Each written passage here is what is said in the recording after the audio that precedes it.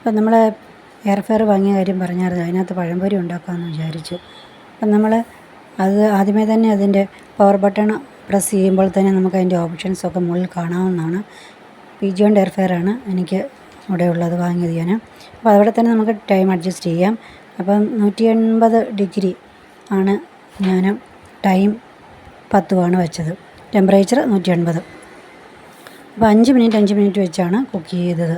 5 minute കഴിയുമ്പോൾ നമുക്കത് ഓപ്പണാക്കി നോക്കാവുന്നതാണ്.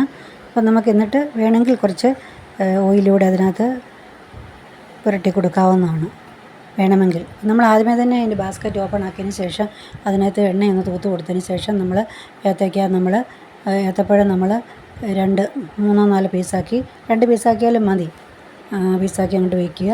അപ്പോൾ അതിന് മുമ്പ് നമ്മൾ അതിന് വേണ്ട മാവൊക്കെ റെഡിയാക്കിയിരിക്കണം. അപ്പം നമ്മളതിനകത്ത് അരിമാവ്, സ്വല്പം ഉപ്പിട്ട് ജീരകവും എള്ളും എല്ലാം കൂടെ ഇട്ട് നമ്മളത് ആവശ്യത്തിന് മിക്സ് ചെയ്തെടുക്കുകയാണ്. ഒത്തിരി മിക്സ് ചെയ്ത് നമ്മൾ സാധാരണ പഴംപൊരി ഉണ്ടാക്കുന്ന അത്രയും വെള്ളം ഒഴിച്ച് മിക്സ് ചെയ്യേണ്ട, കുറച്ച് നമ്മൾ വെള്ളം ഒഴിച്ച് മിക്സ് ചെയ്താൽ മതി. അതിനുശേഷം നമ്മളത് മാവിലേക്ക് മുക്കിയതിന് ശേഷം നമുക്ക് ഈ ബാസ്ക്കറ്റിനകത്ത് വെക്കാവുന്നതാണ്.